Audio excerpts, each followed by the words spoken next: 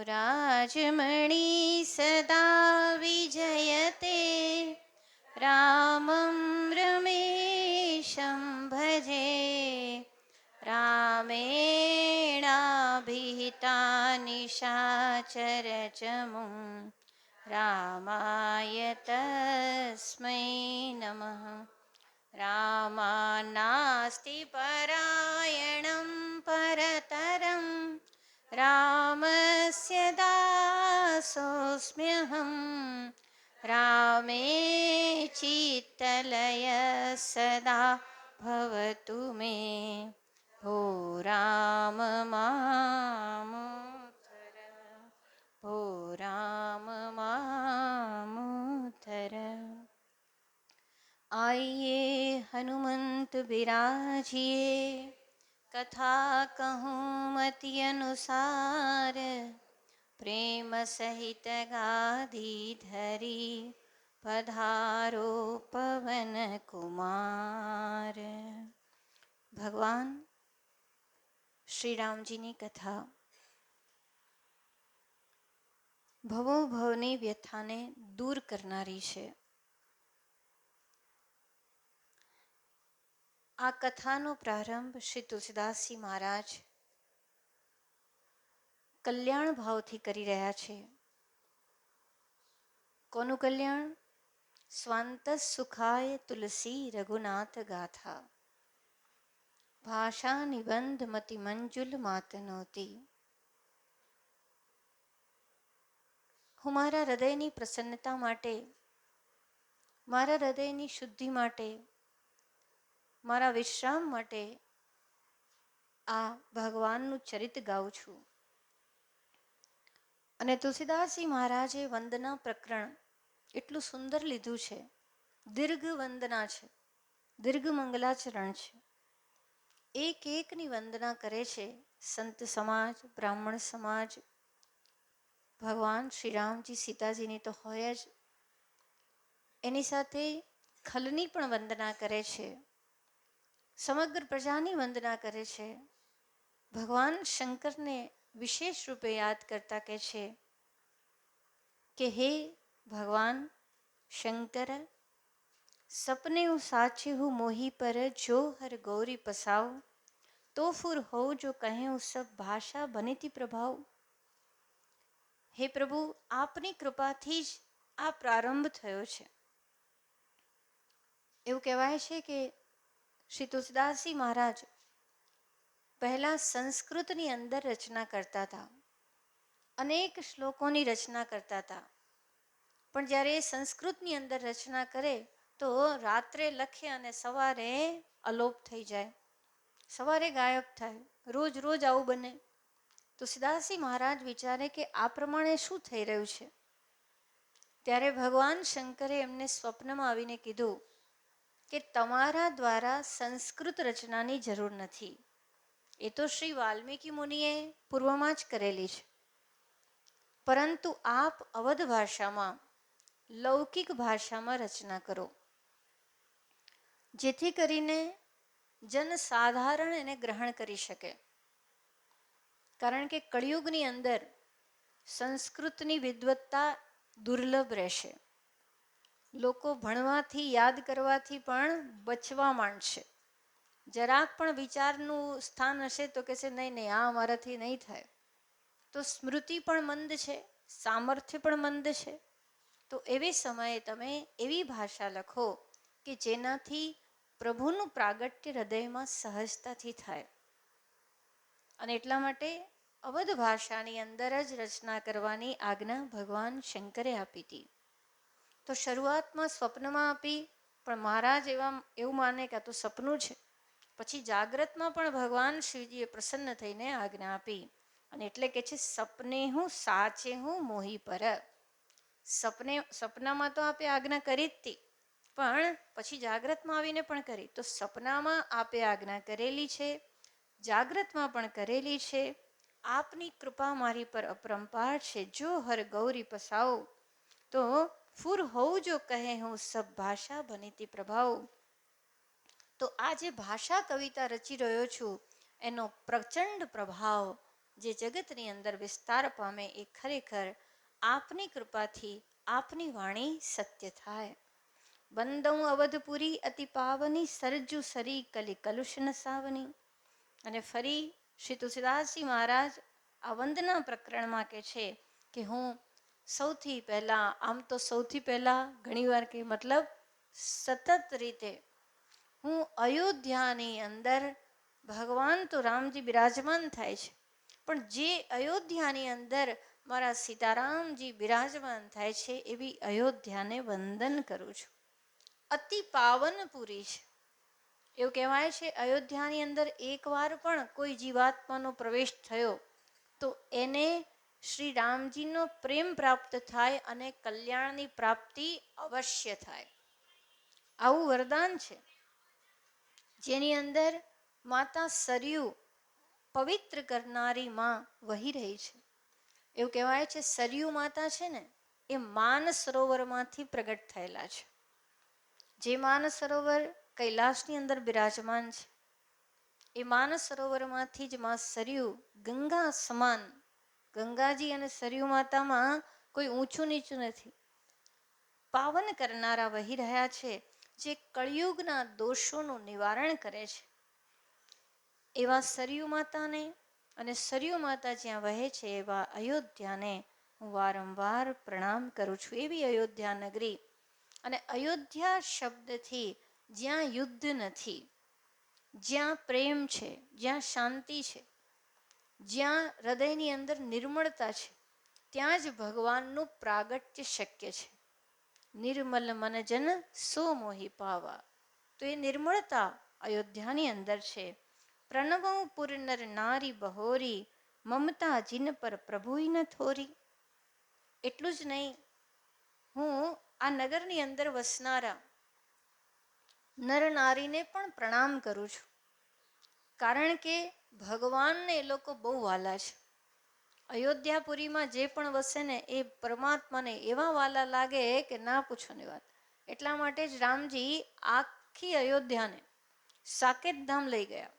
એમણે છેલ્લે એવું કીધું કે જે પણ ને જેની ઈચ્છા હોય મારી સાથે પ્રયાણ કરવાની, બધા જાઓ, સરયુમાં સ્નાન કરો ને સીધા સાકેત ધામ પધારો. તો પ્રભુની અપાર કરુણા આ નગરીના જીવો પર વહે છે. એટલા માટે જ કાગભૂષણજીજી કહે છે કે એક વખત હું અયોધ્યામાં હતો અને એ અયોધ્યાની અંદર જ્યારે એકવાર ગયો તો નિશ્ચિત મારું કલ્યાણ થાય છે, કારણ કે પ્રભુની આ નગરી પર અતિ કૃપા છે. જ્યાં માતા સરયુ છે, જેમને માટે કહેવાય છે સરયુ સ્નાનાન મુક્તિ, સરયુ માતામાં સ્નાન કરો તો મુક્તિ અવશ્ય મળે છે. તો એવી સરયુ માતાવાળી નગરીને હું પ્રણામ કરું છું. સાથે સાથે કે છે આ નગરીના લોકો પણ મને બહુ વાલા છે. એનું પ્રમાણ પણ આપી દે છે કે છે સિય નિંદક અગ ઓગ નસાય, લોક બિશોક બનાઈ બસાય.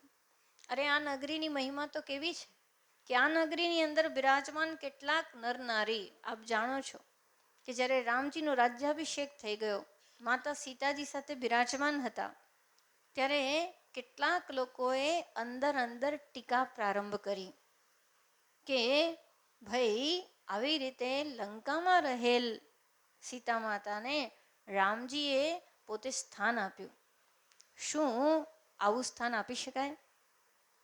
એટલે કે છે કે પેલી ધોબીની પત્ની કંઈક ગયા હતા. ક્યાં ગયા હતા? બહાર. તો આવતા વિલંબ થયો, રાતના રોકાઈ ગયા, અને ત્યારે એની પર શંકા કરી અને એક મેણું માર્યું કે હું કંઈ રામ નથી કે તને રાખી લઉં. આ વાત રામજી પાસે આવી. હવે કોઈ સાધારણ પુરુષ હોય તો આ વાતથી ક્રોધ કરે અને બોલનારને દંડ આપે, સાધારણ રાજપુરુષ હોય તો. પણ પરમાત્માને તો જનતા જનાર્દન એટલી વાલી કે એમણે કીધું જો જનતાની અંદર આવી વાત થાય છે, જો એક ધોબી પણ વાત કરે છે, એનો અર્થ છે કે સામાન્ય લોકો પણ એની ચર્ચા કરી રહ્યા છે, તો પોતે જનતાને ઈશ્વર માની અને સીતા માતાના ત્યાગનો નિશ્ચય કરે છે, પણ જનતા માટે કશું બોલ્યા નથી. એવા રામજી જેમને એટલા વાલા છે, સિય નિંદક અઘ ઓઘ નસાય, જેમણે સીતાજીની નિંદા કરી એમના એ પાપોને પણ ભગવાને ધોઈ નાખ્યા, ભૂલી ગયા છે, અને પોતે સાકેત નગરમાં લઈ ગયા છે. તો એવી અયોધ્યા નગરીની જનતા છે એને પણ પ્રણામ કરું છું. હા, એક વાત જરૂર છે, વર્તમાનમાં કેટલાક મહાપુરુષો, ભક્તિમાલી આદિ મહાપુરુષો થયા ત્યારે એમણે પોતાના પૂર્વજન્મની અંદરની વાત કરી હતી કે અમારો જન્મ શા માટે થયો, તો કે છે રામજીને એક વસ્તુ નહોતી ગમી. જો આ બધાને તો રામજીએ માફ કર્યા હતા, પણ કૈકેયી માતા માટે જે લોકો બોલ્યા હતા ને એમને રામજી ક્ષમા નહોતા કરતા. કઈ રીતે, તો કે 3 જણાને રામજીએ કીધું, કારણ કે એ સમયે 3 જણા એવા હતા જેને રામજીએ ખૂબ મતલબ કીધું બધાને કે ભાઈ દેખો, કૈકેયી માતાનો કોઈ દોષ નથી, આ તો વિધિનું વિધાન હતું. નહીતર જેમણે ભરતજીને જન્મ આપ્યો હોય એવી માતામાં દોષ નીકાળવો યોગ્ય નથી. પણ છતાં 3 એવા સંતો હતા કે એ લોકો સતત એવું કહેતા હતા કે અમને તો આ વસ્તુ પચતી જ નથી, અમે તો આ સ્વીકાર કરી શકતા જ નથી. અને એ લોકોએ કૈકેયી માતા માટે સદભાવ ન રાખ્યો. ત્યારે રામજી કીધું કે તમે કળિયુગની અંદર અવતાર લઈ અને કૈકેયી માતા માટે જે તમારો ભાવ છે એ બદલી વિશુદ્ધ થઈ અને પછી મારા ધામમાં આવજો. એમાંના એક પ્રખર તો ભક્તમાલીજી મહારાજ માટે કહેવાયું છે. બીજા પણ એક મહારાજ છે જે અત્યારે કળિયુગમાં જ છે અને એક વિશેષ જેમના વિશે કીધું નથી, એ અજ્ઞાત મહાત્મા. એ 3ને પૃથ્વી પર કેમ મોકલ્યા ફરીથી, તો રામજી એટલા માટે મોકલ્યા કે જઈને કૈકેયી માતા વિશેની તમારી ભ્રાંતિ દૂર કરો. કારણ કે કૈકેયી માતાએ આ જે વરદાન માંગ્યું છે એ મારી ઈચ્છાથી માંગ્યું છે. જ્યારે રામજીનો રાજ્યાભિષેક સાંભળવામાં આવ્યો ત્યારે સૌથી વધારે પ્રસન્નતા કૈકેયી માતાને થઈ હતી. પણ જ્યારે કૈકેયી માતા કહે છે બહુ આનંદની વાત છે, તો એ રાત્રે દેવતાઓ કૈકેયી માતાના આંગણામાં ઉતર્યા અને કૈકેયી માતાને કહે છે, માં, રામજી ખાલી રાજ્ય કરવા માટે આવ્યા નથી, રામજીના ચરણની અંદર આ કોમળ પાદુકા જ રહેશે એટલા માટે નથી. રામજીએ તો વનના કાંટાઓ પર ચાલી અને વનની અંદર મંગલ રામરાજ્યની સ્થાપના કરવાની છે, અસુરોનો નાશ કરવાનો છે. આ એ ગાદી છે જ્યાં હરિશ્ચંદ્રે તપસ્યા કરી હતી, આ એ ગાદી છે જ્યાં રઘુએ તપસ્યા કરેલી છે. આવી પવિત્ર ગાદી પર બેસવાવાળા પ્રભુ શ્રી રામ જગતના મંગલાર્થે આવ્યા છે. એમણે રાક્ષસ નાશ, વનના તમામ જીવોને પ્રેમ કરી અને સાચું રામરાજ્ય સ્થાપવાનું છે. માટે માં, એના રાજ્યાભિષેક માટે પ્રસન્ન ન થાઓ, પણ આપ કૃપા કરીને વનવાસનું વરદાન માંગો. કૈકેયી માતા અતિ કષ્ટમાં કહે છે, પણ હું મારા રામ વગર કેવી રીતે જીવીશ? ત્યારે કહે છે, માં, તને એકને દુઃખ થશે પણ લોકનું મંગલ થશે. ત્યારે કૈકેયી માતાએ વરદાન માંગવાનું સ્વીકાર્યું. અને કૈકેયી માતાને ખબર હતી કે જો હું વરદાન માંગીશ તો મારો ભરત મને કાયમ માટે છોડી દેશે. દેવતાઓને કહે છે, બીજી બધી વાત તો બરોબર, પણ જેને મેં જન્મ આપ્યો મને ભરતે વાલો છે ને મારા રામે વાલા છે.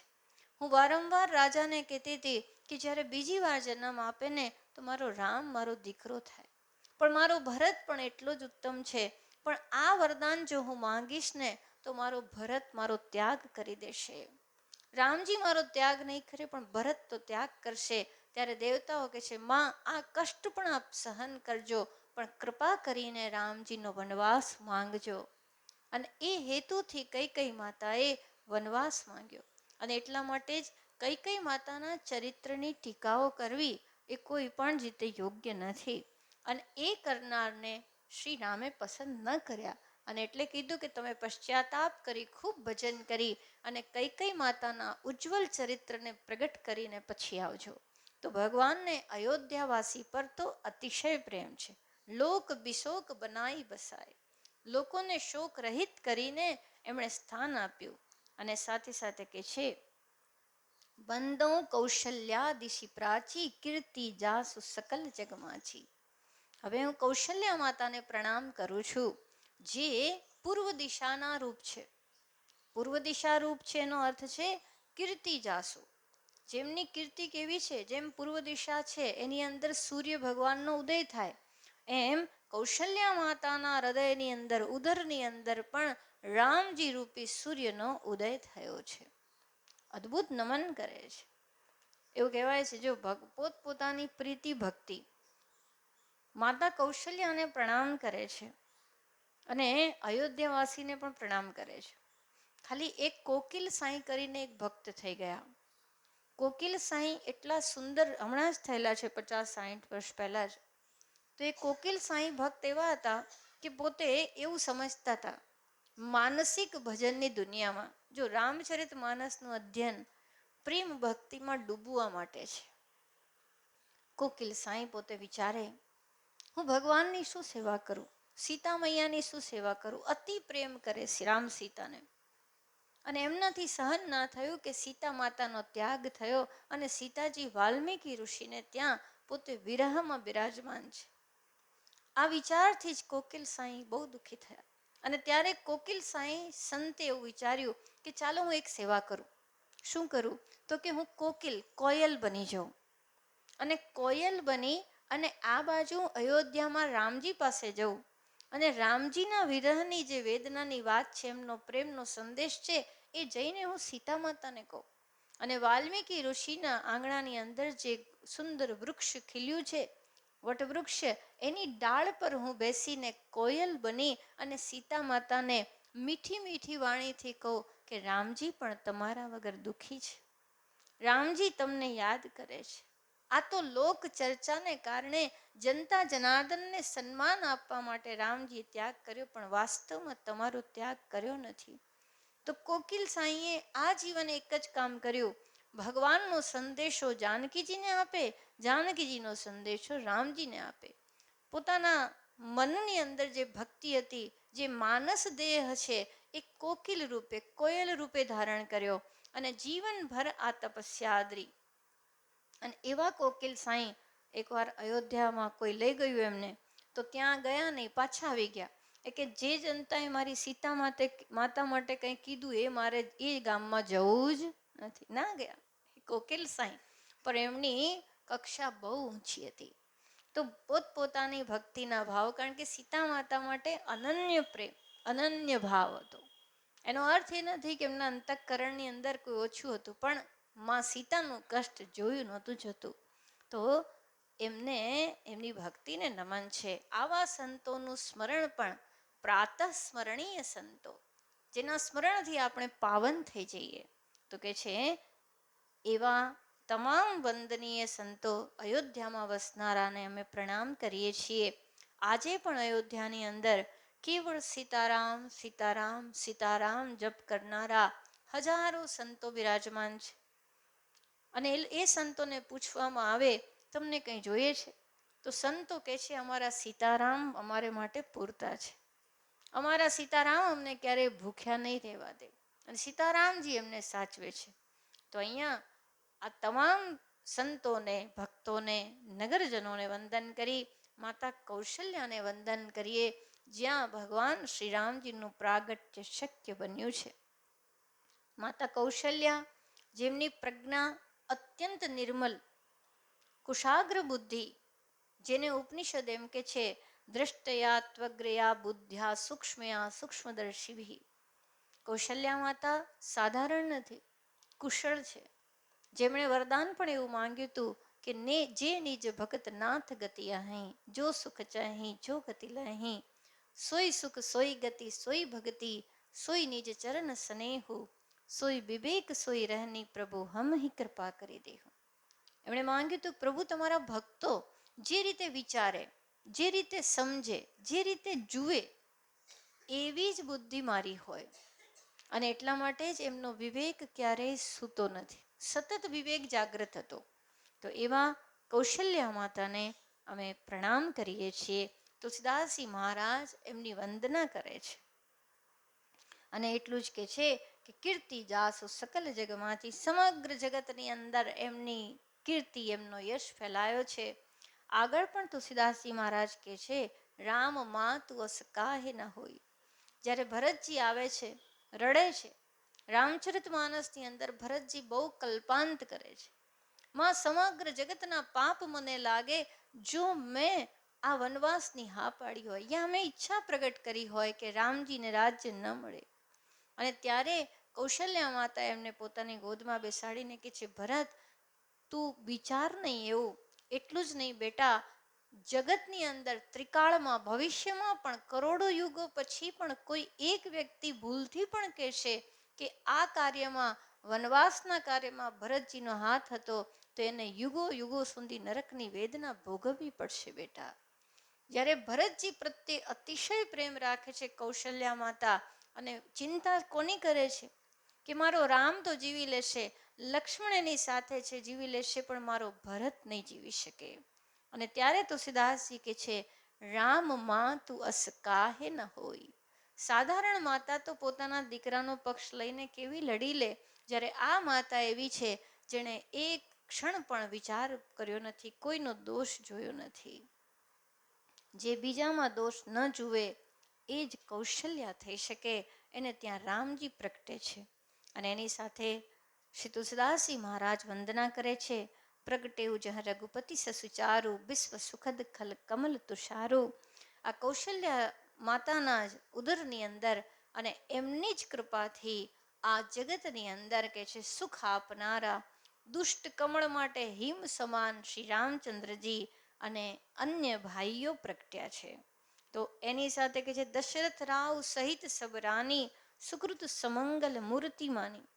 હું દશરથજી સહિત બધી જ રાણીઓને પ્રણામ કરું છું, જે બધી જ સુમંગલ સદગુણી સુકૃત છે, જેમના અનંત પુણ્ય છે કે અયોધ્યા નગરીમાં તેઓ પોતાની આંખોથી શ્રી રામજીના દર્શન કરે છે. ભાઈ રામજીનું દર્શન એ તો ભવો ભવની પીડાને મિટાવનારું છે. રામજીનું દર્શન એ લક્ષ્ય છે, રામજીની ભક્તિ એ સાધન છે. તો એ લોકો નિરંતર રામજીની લીલાનું દર્શન કરે છે, મંગલકૃપ છે. કરહું પ્રણામ કરમ બનબાની, કરહું કૃપા સુત સેવક જાની. એવું કહેવાય છે દશરથજી મહારાજને 700 જેટલી રાણી હશે. પ્રમુખ એમાં 3 હતા, કૌશલ્યા માતા, સુમિત્રા માતા, કૈકેયી માતા. અને અહીંયા કારણ કે અનેક રાણીની વાત થઈ છે તો સંખ્યાને આપણે પકડતા નથી. 300 હોઈ શકે કે 700 હોઈ શકે, પણ બહુવચનમાં હતા. અને એટલા માટે હું મારા મન, વચન અને કર્મ ત્રણેયથી એ તમામ રાણીઓને વંદન કરું છું, તમામ માતાઓને વંદન કરું છું. એ મને પોતાનો સેવક જાણી, પુત્ર જાણીને કૃપા કરે. જીનય બિરચી બળ ભયો વિધાતા, મહિમા અવધિ રામ પિતુ માતા. કે છે જે શ્રી રામજીને પ્રગટાવીને બ્રહ્માજીએ પણ મોટાઈ મેળવી, તેવા શ્રી સીતારામજીના જે માતા પિતા છે રામજીના, એ ખરેખર મહિમાની સીમા છે. મહિમા અવધિ મતલબ દશરથ રાજા અને કૌશલ્યા માતા, સુમિત્રા માતા, કૈકેયી માતાની વંદના અને સ્તુતિ કઈ ભાષામાં કરીએ, કયા પ્રકારના એમના પુણ્ય હશે. એટલે જ કે છે ને કે તમારા પુણ્ય કેવા હશે રાણી, જશોદાજી માટે કે કેવા હશે જશોદા રાણી પુણ્ય, કે તમારા ઘરે પાણી ભરે છે સારંગ પાણી. આ તો અત્યંત મહિમા છે. આની સાથે તુલસીદાસજી મહારાજ હવે દશરથજી મહારાજની વંદના કરે છે. તુલસીદાસજી મહારાજે પહેલા માતાની વંદના કરી, પછી પિતાની વંદના કરે છે. એવું કહેવાય છે પિતા કરતા માતા 1000 ગણા વંદનીય છે. કારણ કે પિતા અનુશાસન આપે છે, શીખવાડે છે, શિક્ષા પ્રદાન કરે છે, પણ આખું જગત અને પિતા જે વર્ષોમાં ન શીખવાડી શકે એ 9 મહિનાના ગર્ભમાં માતા શીખવાડી દે છે. એવું કહેવાય છે બાળક 3 વર્ષ સુધી એના જીવનની 70% વસ્તુ શીખી જાય છે. 70%નું શિક્ષણ 3 વર્ષમાં જ મળી જાય. બાકીના 30% માટે જ આખું જીવન છે. જે બાળકનું ઘડતર છે 3 વર્ષ સુધી થઈ જાય, સાચું બોલવું જોઈએ, આમ ન અડો, આમ ન કરો, 3 વર્ષનું બાળક પિકઅપ કરી લે છે. તો માતાનો એમાં મોટામાં મોટો રોલ છે. એટલે માતાની વંદના પ્રથમ છે, અને અહીંયા પિતાની પણ વંદના છે. પિતાનું સ્થાન નીચું નથી, પિતા બીજરૂપ છે, પિતા પાલન કરનાર છે.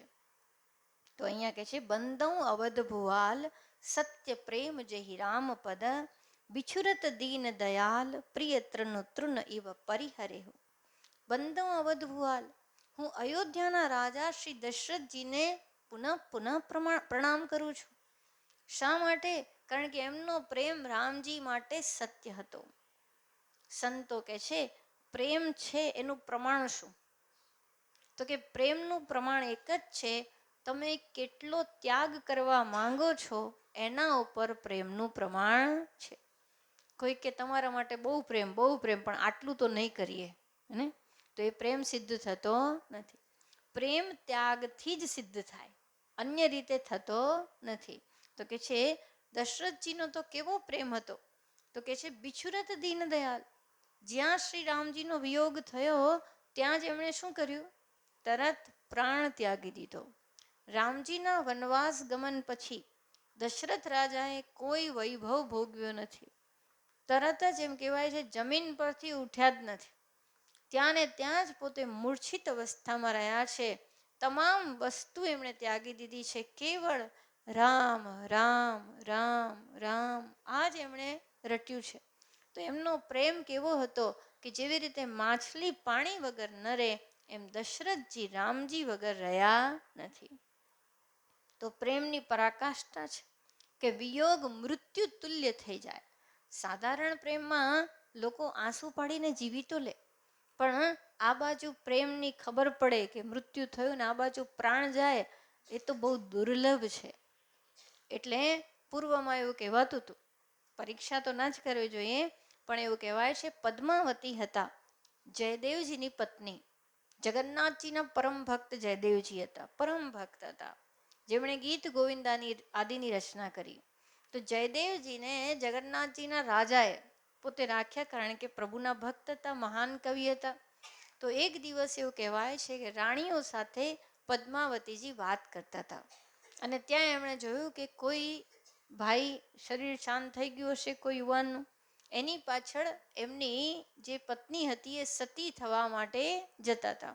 બહુ ઢોલ નગારા વાગતા હતા, આપને ખબર છે એવો રિવાજ પહેલા હતો. ત્યારે રાણી પોતાની ઝરૂખામાં બેઠા હતા અને ત્યાંથી પ્રશંસા કરી, ઓહો કેવી સરસ વાત છે, આ પતિ પધાર્યા ને જો આ બેન છે, આ દીકરી સતી થવા માટે નીકળી છે. ત્યારે પદ્માવતીજીએ ખાલી એટલું કીધું કે ઓહો, વખાણ કરવાની એમાં જરૂર નથી. કેમ? તો કે પતિના પ્રાણ ગયા પછી નીકળી છે, જો પ્રેમ હોત તો એ જ સમયે પ્રાણ નીકળી ગયા હોત. આ સાંભળીને રાણીને એમ થયું કે આ તો બહુ મોટી વાત કરે છે, આવું ક્યાંથી શક્ય? બધાનું એવું પ્રેમ સિદ્ધ એવી રીતે કરવો સહેલો નથી. એટલે એમણે કીધું કે એ વાત તો તમારી બરોબર છે, પણ એ બધું કંઈ એટલું સહેલું નથી. તો પદ્માવતીજીએ કીધું કે સતીઓ દ્વારા તો આવું થતું આવ્યું છે. એ વાત ત્યાં ને ત્યાં જ સ્ટોપ થઈ, અને ત્યાં રાણીને એમ થયું કે જો પરીક્ષા કરી લો કે આમને કેટલો પ્રેમ છે પતિ પર. તો જયદેવજી એકવાર રાજા સાથે પોતે શિકાર કરવા ગયા હતા, અને ત્યાં રાણીએ બીડું ઝડપ્યું કે આ વખતે આમના પ્રેમની પરીક્ષા કરું.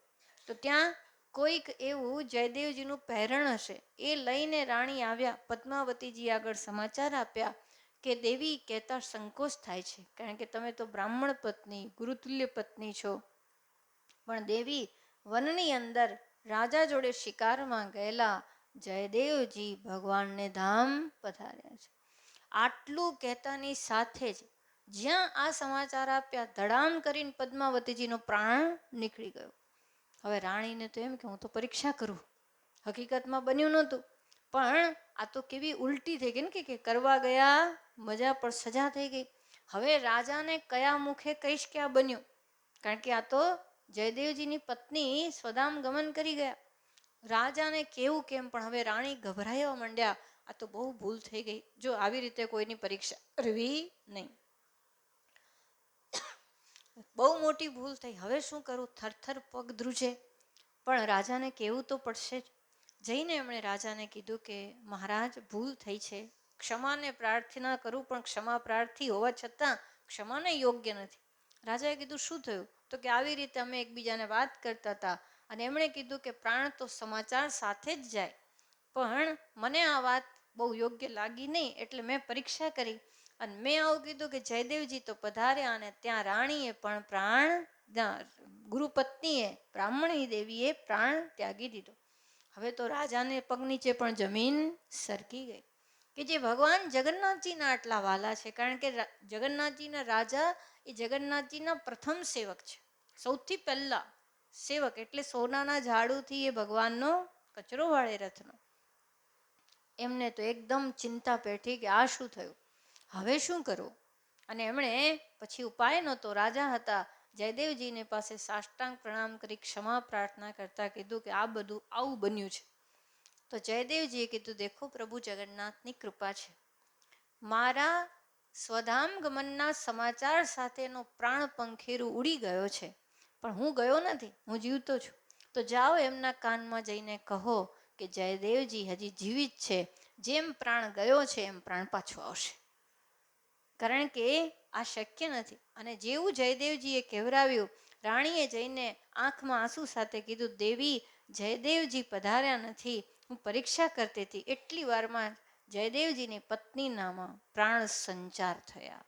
તો પ્રાણ જવો એ કોઈ રમત વાત નથી. તો પ્રેમની પરાકાષ્ઠા આવા ભક્તોમાં અને અહીંયા શ્રી દશરથ રાજાજીમાં જોવા મળે છે. બંધં અવધ ભુવાલ સત્ય પ્રેમ જહી રામ પદ. એનો અર્થ એવો નથી કે દરેક વ્યક્તિ સાથે આવું બની શકે, પણ રામજી માટે આવું બન્યું. અને આપણે પણ રામજીને એવો પ્રેમ કરીએ કે પ્રભુ એક ક્ષણ પણ તમારો વિયોગ ન થાય, જે ક્ષણે તમારું નામ સ્મરણ છૂટે એ ક્ષણે પ્રાણ હરાય. હે પ્રભુ, અમારી સવાર બપોર સાંજ, અમારી ધડકન, અમારા શ્વાસો તમારામય જાય. અમને પણ દશરથજી જેવો પ્રેમ પ્રાપ્ત થાય. બિછુરત દીન દયાલ, આપથી કદી વિયોગ ન થાય, અને વિયોગ થાય તો પ્રાણ ન રહે.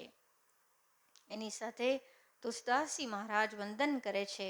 પ્રણવં પરિજન સહિત વિદેહુ, જાહિ રામ પદ ગૂઢ સ્નેહુ, જોગ ભોગ મહ રાખ્યો ગોઈ, રામ બિલોકત પ્રગટ્યો સોઈ. એટલું જ નહીં, હું વંદન કરું છું. કોને? વિદેહ રાજાને. આ બાજુ દશરથજીની વંદના કરી, કારણ કે રામજીના પિતા છે. આ બાજુ સીતાજીના પિતા છે રાજા જનક. તો કે હું એમને વંદન કરું છું, કારણ કે જો એમાં બે કારણ છે. એક તો સીતાજીના પિતા છે જ, પણ સાથે એમને શ્રી રામજી માટે ગૂઢ સ્નેહ છે, જે પ્રગટ નથી, અંતરમાં અત્યંત વ્યાપ્ત છે. વાસ્તવમાં રામજી તો એ જ છે જે સર્વવ્યાપ્ત શ્રીહરિ.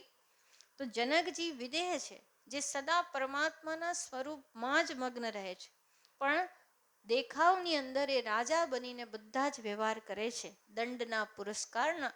એટલે કે છે એમનો પ્રેમ છે ગૂઢ છે, સાદી રીતે ખબર પડે નહીં. જનક રાજા અત્યંત પ્રેમ રાખે છે. એક વખત એક પ્રસંગ બન્યો હતો, હવે આ મહાપુરુષોની વાત છે એટલે કહું તો, એ વખતે કૃષ્ણ ભગવાન હતા, અને કૃષ્ણ ભગવાન સાથે એમના એક મિત્ર હતા. તો એ લોકોએ કીધું કે અમે ખૂબ સાંભળ્યું છે કે જનક રાજા પોતે કોઈ પણ ધન વૈભવ રાજ્યને પોતાનું માનતા નથી, એ ભગવાનનું જ માને છે, એના સ્વામી ભગવાનને માને છે ને પોતે સેવા કરે છે. તો ચલો ને આપણે આજે જઈને જોઈએ કે જનક રાજા આવી ભાવનામાં કેવી રીતે રહે છે. તો કૃષ્ણ ભગવાન એમના મિત્ર સાથે ગયા. પ્રસંગ કે છે મહાપુરુષો. તો ગયા, જ્યારે એમને ત્યાં ગયા તો ખબર આપ્યા જનક રાજાને કે ભગવાન કૃષ્ણના મિત્રો સાથે પધારી રહ્યા છે. જનક રાજા પોતે સ્થાનમાંથી ઊભા થયા, બહાર ગેલેરીમાં ચાલવા માંડ્યા. અને ત્યાં આગળ કૃષ્ણને મિત્ર પહોંચ્યા તો ભગવાન જનક રાજા શાંતિથી ઊભા રહ્યા, આંટા મારે. તો પેલા મિત્ર કે તમે તો કહેતા હતા જનક રાજા તો બહુ શિષ્ટ પુરુષ છે, અને એમના જેવું કોઈ જાણતું નથી, એમના જેવું કોઈ જ્ઞાની નથી, એમના જેવું કોઈ વિવેકી નથી, પણ આ તો આપણે આયા અને આંટા મારે છે, કંઈ કરતા નથી, શાંતિથી બેઠા છે જેમ હતા ને એમ જ. ત્યારે કૃષ્ણ ભગવાન કે છે તમને એનું રહસ્ય નહીં સમજાય. કેમ? તો કે છે ઊભા રહો. કૃષ્ણ ભગવાને જઈને કીધું, હે રાજન, અમે આવ્યા છીએ, આ બધા મહાપુરુષો છે, એનું સ્વાગત કરો. તરત જનક રાજા ઊભા થયા, સાષ્ટાંગ પ્રણામ કરીને બધી સ્વાગતની તૈયારી કરી. ત્યારે એમના મિત્રે કીધું કે આવું કેમ થયું? તો કે જનક રાજાને પૂછવામાં આવ્યું કે તમે કેમ આમ કર્યું? તો જનક રાજા કે સ્વામી તો કૃષ્ણ છે, આજ્ઞા આપે તો કરું ને.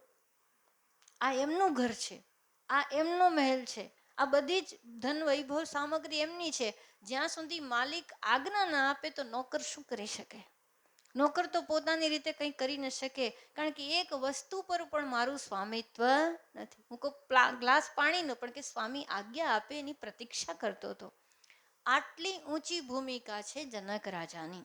તો કે છે પ્રણવહુ પરિજન સહિત વિદેહુ, જાહિ રામ પદ ગૂઢ સ્નેહ. જોગ ભોગ મહ રાખ્યો ગોઈ. એ ભોગ એવી રીતે કરતા હતા, લોકોને શંકા થઈ જાય કે આટલો બધો વૈભવ આવી રીતે ભોગવે છે, એ કેવી રીતે ભગવાનના પરમ ભક્ત છે. પણ અહીંયા તુલસીદાસજી મહારાજ કે છે, જો ચોપાઈઓ કેટલી સુંદર છે. રામ બિલોકત પ્રગટ્યો સોય. જેવા શ્રી રામજીના દર્શન કર્યા, તરત જ જનક રાજાનો પ્રેમ જે ગુપ્ત હતો એ પ્રગટ થઈ ગયો. કારણ કે જનક રાજાએ શું કીધું? સહજ બિરાગ રૂપ મન મોરા, ભય થકિત જીમી ચંદ ચકોરા. મારું મન તો સદા બ્રહ્મ સ્વરૂપમાં જ રહે છે, આવું વૈરાગ્યવાન મન છે. પણ આ બે બાળકોને જોયા છે ને, ત્યારથી લાગે છે કે આ કોઈ સગુણ બ્રહ્મ તો નથી ને, બ્રહ્મ સાકાર બનીને તો આવ્યા નથી ને. આ બંને રાજકુમારો મારા મનને મથી રહ્યા છે. મારું વૈરાગી મન પણ અહીંયા સ્થિર રહેતું નથી. તો જેવા રામજીના દર્શન કર્યા, ત્યાં જનક રાજાનો ગૂઢ સ્નેહ પ્રગટ થઈ ગયો. અને માટે એવા જનક રાજા, જેમના અંતરમાં આવો દરિયા જેવો પ્રેમ છે, જે બહાર દેખાતો નથી, એવા જનક રાજાને અમે પ્રણામ કરીએ છીએ. અને એની સાથે બહુ સુંદર વાત કરતા કે છે, પ્રણવં પ્રથમ ભરત કે ચરના, જાસુ નેમ વ્રત જાય ન બરના. પ્રણવો પ્રથમ ભરત કે ચરણ. ભરતજીના ચરણને હું વંદન કરું છું. હવે જો આમ તો ક્યારના વંદના જ કરે છે, પણ અહીંયા પાછા કે પ્રણવો પ્રથમ ભરત કે ચરણ. ભરતજીના ચરણોમાં હું પ્રથમ વંદન કરું છું. શા માટે? તેનું કારણ આપે છે, જાસુ નેમ વ્રત જાય ન બરના. જેમનો નિયમ, કેવો નિયમ હતો, એમના વ્રત કેવા હતા, એમનો ઉપવાસ કેવો હતો. જ્યારે ભરતજી નંદીગ્રામમાં બિરાજમાન હતા, ત્યારે કે છે, ગૌમૂત્રમાં ઉકળેલા જવ એ પોતે ગ્રહણ કરતા હતા. રામજી તો વનમાં રહીને તપસ્યા કરતા હતા, પણ ભરતજી નંદીગ્રામમાં એટલા નિયમથી તપસ્યા કરતા હતા. ભરતજીએ જમીનની અંદર, ભૂગર્ભની અંદર પોતાની કુટીર રાખી હતી. કારણ કે એવું માનતા હતા કે જે સ્થાન પર રામજી ચાલે છે, ભૂમિ પર, મારે તો ભૂમિ પર પણ ન રહેવાય. હું ભૂમિ પર રહેવાને લાયક નથી, મારી યોગ્યતા નથી, મારે તો નીચે જવું જોઈએ. રામજીએ વનમાં જટા બાંધી અને ભરતજીએ રાજ્યાસન પર પાદુકા પધરાવીને જટા બાંધી છે. એવા ભરતજી, જેમના નિયમ અગાધ હતા, રાત દિવસ સીતારામ સીતારામ સીતારામનો જપ કરતા હતા. એક વખત જઈને ગુરુજનો અને માતાનું વંદન કરી, પોતે શત્રુઘ્નજીને જવાબદારી સોંપીને સતત નંદીગ્રામની અંદર એમણે તપસ્યા કરી છે. એક બે દિવસ નહીં, 14 વર્ષના વાણા વાયા છે. ભરતજીનું સામર્થ્ય અનંત હતું. એવું કહેવાય છે કે ભગવાન શ્રી રામજી પધાર્યા એ પૂર્વે અયોધ્યાની અંદર જે સંપદા હતી, જે સમૃદ્ધિ હતી, એને 10 ગણી વધારી દીધી હતી ભરતજીએ. શા માટે? તો કે આ બધું રામજીનું છે ને મારે તો રામજીની સેવા જ કરવાની છે. એવા ભરતજી ક્યાંય પ્રગટ નથી થયા. એવું કહેવાય છે, જ્યારે સીતારામજી રાજ્યાભિષેક પછી પોતે બિરાજમાન થયા છે રાજ્યાસન પર, સિંહાસન પર, રામજી જુએ છે કે મારી આસપાસ કોણ છે. બધા પર નજર જાય છે, પણ ભરતજી દેખાતા નથી. હનુમાનજી વિચારે છે કે રામજી ભરતજીને શોધી રહ્યા છે. હનુમાનજી જુએ છે ક્યાં છે, પછી આમ આખું ગોળ ફરે છે તો ખબર પડે છે રામજીના સિંહાસનની પાછળ ભરતજી છુપાઈને બેઠા છે. હનુમાનજી તરત ચરણમાં પડે છે, મહારાજ આપ અહીંયા, અરે આગળ આવો, આપને કારણે તો બધું છે. આપે 14 વર્ષની તપસ્યા કરી, રામજીનું રાજ્યાસન તમે સ્વીકાર્યું નહીં, તમને મળ્યું હતું છતાં તમે ત્યાગી દીધું, અને તમે અહીંયા આમ છુપાઈને શા માટે બેઠા છો? આજે રામજીનો રાજ્યાભિષેક થયો છે, એમાં મહદ કારણ તો આપ છો. ભરતજી રડતા રડતા હનુમાનજીને કહે છે, ના ના હનુમાનજી, હું રામજીને મોં દેખાડવા લાયક નથી. કેમ? કારણ કે રામજીને 14 વર્ષ કાંટાળી કેડીઓમાં મારે કારણે ચાલવું પડ્યું છે. રામજીએ કેટલી પીડા સહન કરવી પડી છે. સીતાજીનું અપહરણ થયું, રાવણ સાથે યુદ્ધ થયું, માતાને અને પિતાને આટલું કષ્ટ આપવામાં હું નિમિત્ત બન્યો છું. હું તો ક્યારેય સામે આવી નહીં શકું. આપ જુઓ, પ્રમુખ ક્યાં આપણે જ્યાં રામ પંચાયત હોય ત્યાં તો આપણને આ પાંચેના આપણા દર્શન થઈ શકે, પણ અનેક જગ્યાએ મંદિરોમાં કઈ રીતે છે તો કે રામજી છે, લક્ષ્મણજી છે, સીતાજી છે, અને સામે શ્રી હનુમાનજી છે. એટલે કે છે ને કે દક્ષિણે લક્ષ્મણો યસ્ય વામે ચ જનકાત્મજા પૂરતો મારુતિર્યસ્ય તમ વંદે રઘુનંદનમ.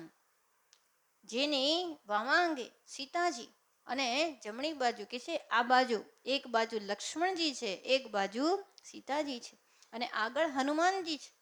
એવા રઘુનંદનને અમે પ્રણામ કરીએ છીએ. પણ ત્યાં જુઓ ક્યાંય ભરતજી દેખાતા નથી, શત્રુઘ્નજી દેખાતા નથી.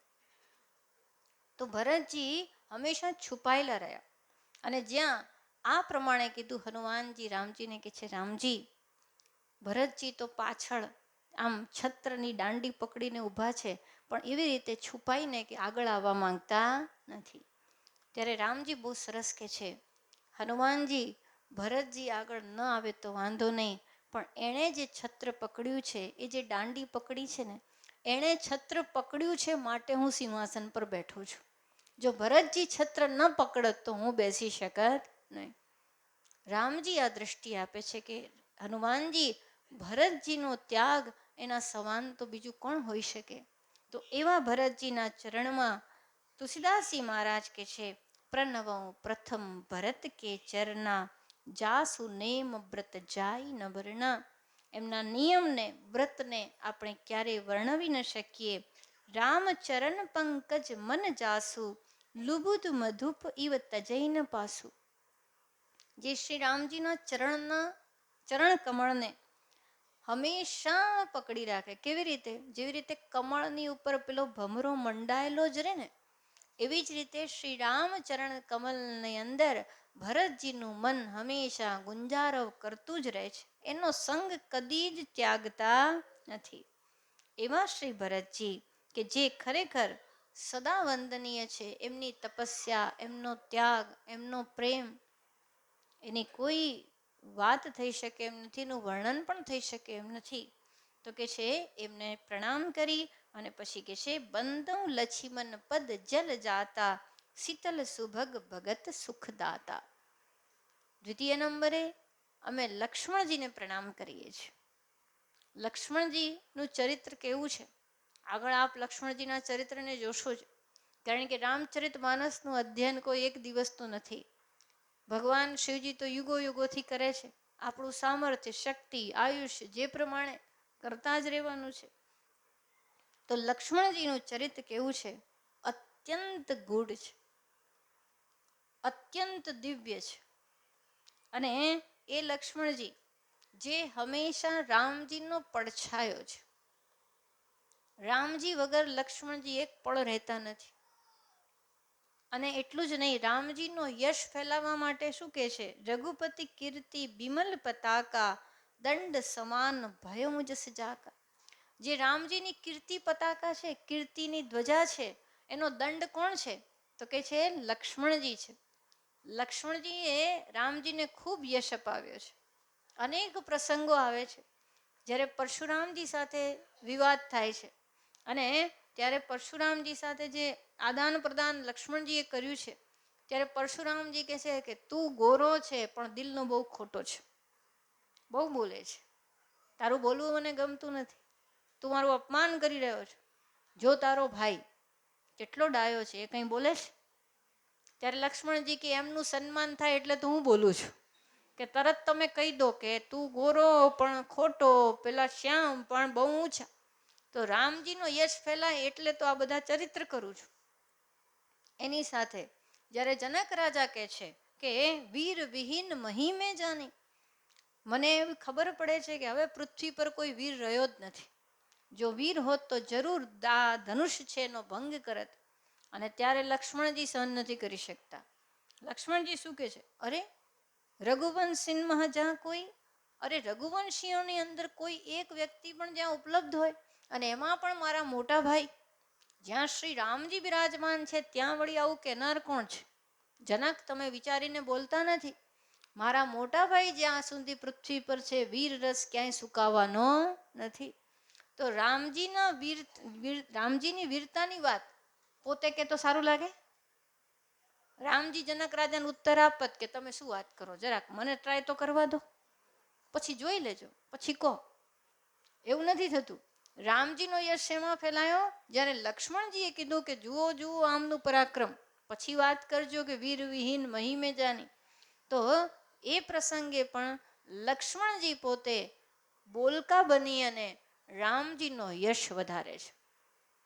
એટલું જ નહીં, લક્ષ્મણજી જ્યારે મેઘનાદનો નાશ કરે છે, મેઘનાદનો નાશ કરવો બીજા કોઈ માટે શક્ય નહોતું. કારણ કે મેઘનાદને તો વરદાન હતું, જે 14 વર્ષ જેણે અન્ન ન ખાધું હોય, જે સૂતા ન હોય, જે ગૃહસ્થાશ્રમી ન હોય, એવો જ વ્યક્તિ અખંડ બ્રહ્મચાર્ય જેણે જાળવ્યું હોય એ જ મને મારી શકશે. અને આ વરદાન તો જ શક્ય બને જો લક્ષ્મણજી હોય. જો લક્ષ્મણજી આ પ્રમાણે ન રહ્યા હોત તો શક્ય જ નહોતું.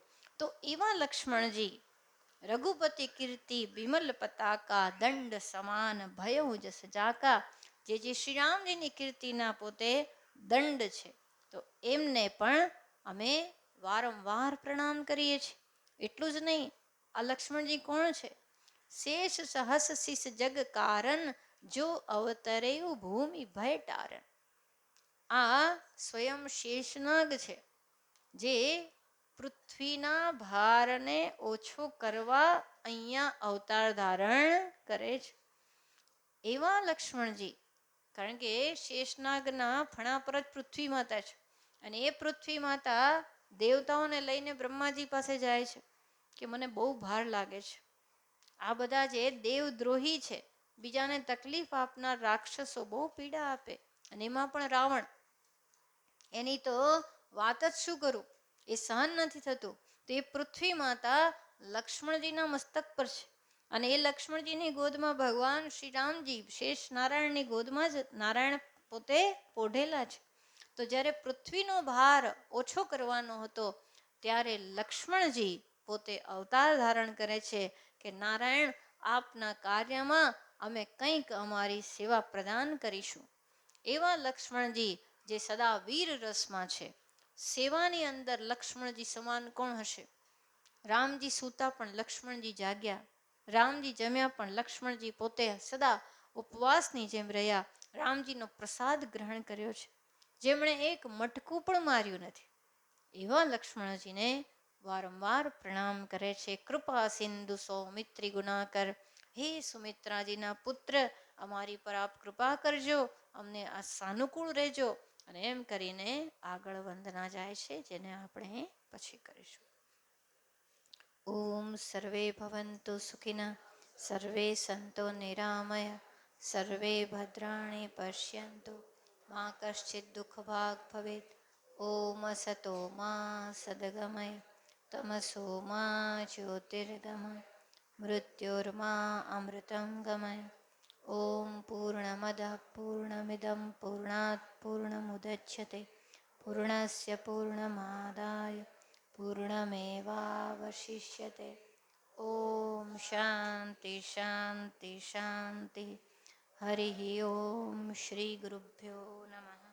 હરિ ઓમ.